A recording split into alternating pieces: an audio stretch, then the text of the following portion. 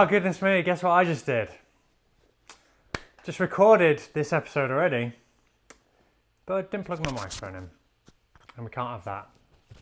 So now I've got to do it all over again. But that's okay, because the show must go on. It is Friday here in North Yorkshire, sometime in April in the year 2021.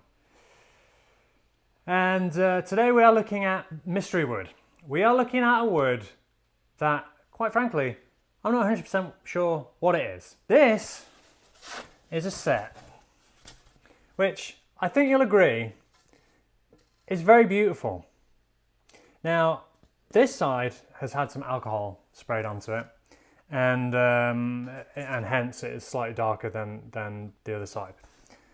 So I bought this set on one of my late night rush of blood to the head wood buying binges.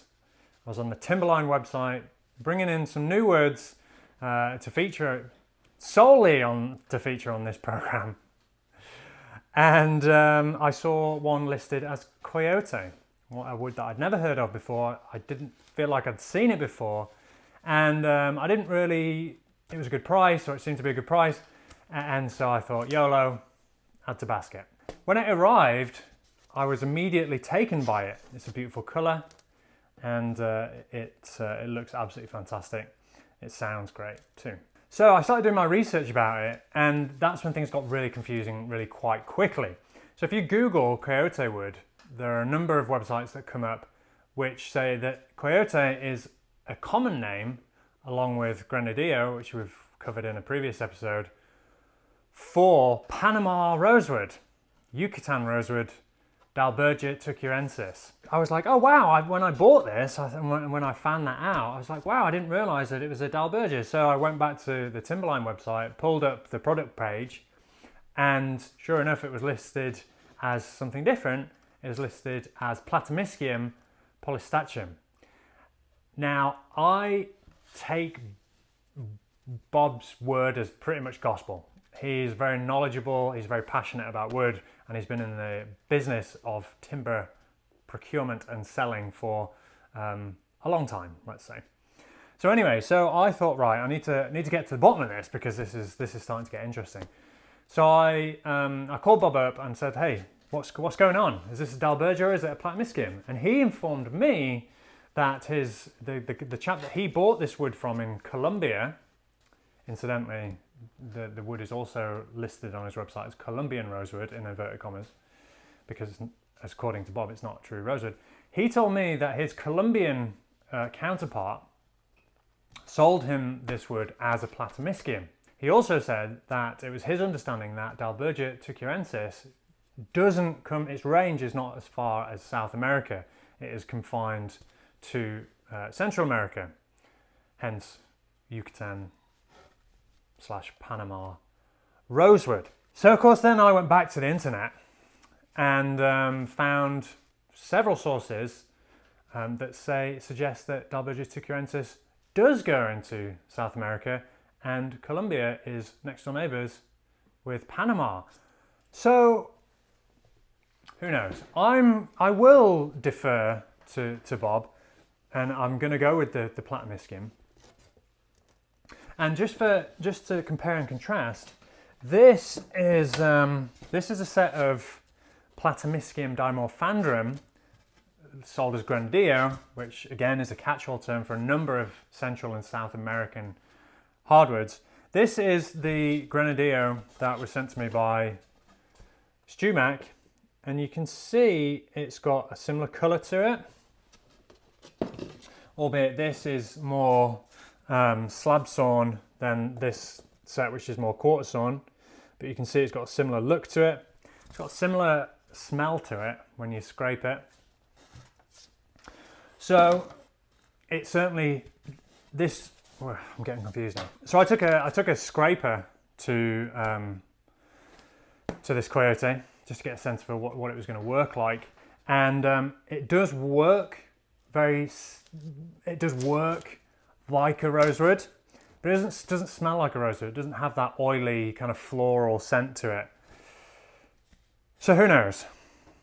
Now yesterday I did tell you about the fluorescent test, right? So this is a test that you can conduct to help distinguish between certain species of woods. In here, this is Wenge in alcohol. Now this, I'll put a picture up. This glows bright green under a black light. This is some of the shavings from the Coyote. I put in alcohol just now, and this also glows, but this glows like a yellow colour. Now, the setting up a black light to capture this for film is not easily replicable. So you'll have to kind of trust the pictures. I had literally a big hoodie on with black light poking through the head hole to make it dark enough in here to get this to fluoresce. But as you can see from the photos, this does glow. But what does that tell us? Most rosewoods will glow. The only rosewood that doesn't, or one of the rosewoods that notably doesn't, is Brazilian rosewood. So it's a useful test for distinguishing between Dalbergia nigra and other Dalbergias. But other woods fluoresce as well. So all this tells me is that it's not Brazilian rosewood, but I knew that anyway. It's mysterious. It's mysterious.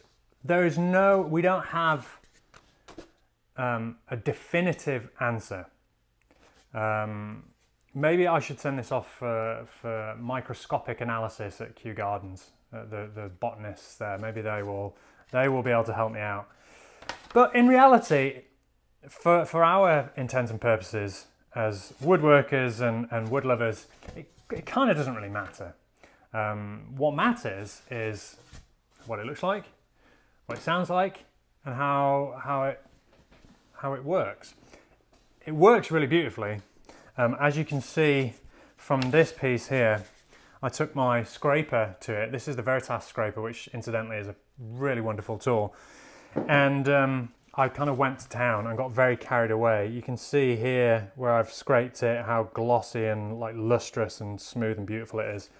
It's usually a good sign when you start scraping a piece of wood and can't stop. This is just really beautiful to work with. So that's good. Anyway, enough rambling. Let's give this Coyote, this Colombian Rosewood, this mystery wood, a little tap, and you can hear whether you think it sounds like a rosewood or whether you think it sounds like something completely different.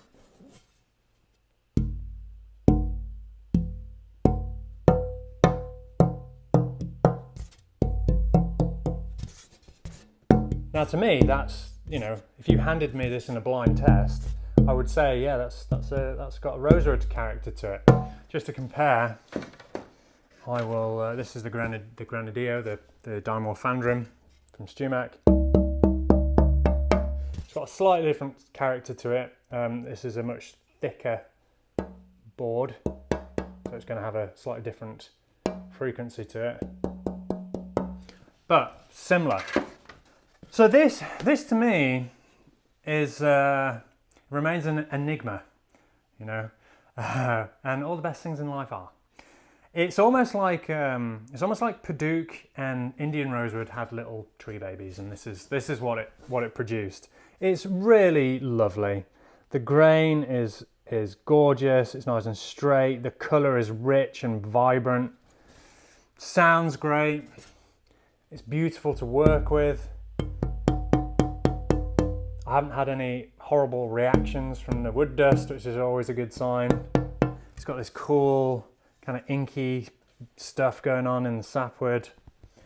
So all in all, whilst I can't be 100% sure of what it is, I do know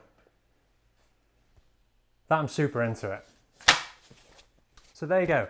Hopefully you found that interesting, if not completely confusing and overwhelming. But yeah, when this wood arrived, I was instantly intrigued by it, and I even more so now. It's definitely one of my favourite woods in my collection. I feel like I've got to know it more deeply, and yet it remains somewhat enigmatic. So there we have it. For your Friday's delectation, this is Coyote. This is a set from Bob. Thank you, Bob, once again. And I sent pictures of this to a client today, actually. And I'm hoping that he goes with this for his guitar because I really want to build with it. I think it's going to be fabulous. So I will see you again on Monday.